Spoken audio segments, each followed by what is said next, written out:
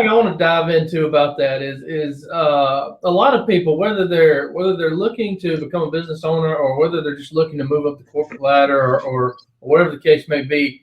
I always tell people, especially when I'm mentoring younger folks, is you got to create value for yourself, right? Like you have to show people the value of working with you, whether you're an employee or an entrepreneur, right? Like when we're getting clients, we have to show them what our value is. Yeah.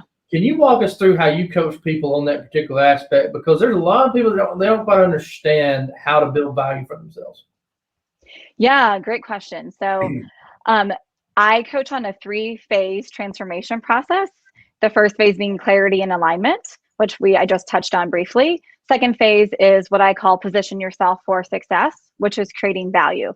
And that's really what you're talking about, Native, really understanding all of the strengths and gifts and talents that you own as a person. And really in your early career, we're really shy about that. We don't really talk about our gifts and our talents. We execute on them in terms of maybe in sports or in leadership or in student organizations, but we act on them, but we don't discuss them.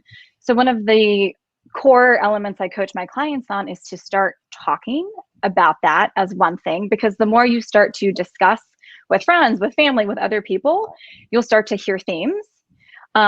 Reflective exercises are fantastic as well. So journaling, I'm a big proponent, like Tisha, of looking at your wins.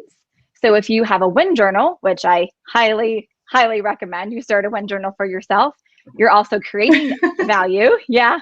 You're also creating value for yourself, but you're also creating evidence. So you're reinforcing that for yourself on a lot of different levels. And then another way to do that is ask people, you have, again, friends, family, mentors, take a few minutes and just send a simple text message and say, I'm doing some reflection on the value that I'm bringing as I go through this career change. Can you talk to me, or would you be willing to name 3 things that are positive about me that you recognize? So just practicing acknowledging that for yourself and discovering it in different ways is really important, because then you'll find themes. And that's how I did it for myself. And that's how I've coached clients on that. Because once you identify it, then you can amplify it, and then you can connect it to opportunity. Can I say something on that topic? I love this. Please. Because, I talk a lot about personal branding, and Andrea, we've had conversations about this, and we're so close. Like Nate, if I said, what are the best attributes you have? What, tell me about your wins, tell me about your personality. And a lot of times we're so stuck on that. And that's what career, that's what people want to see.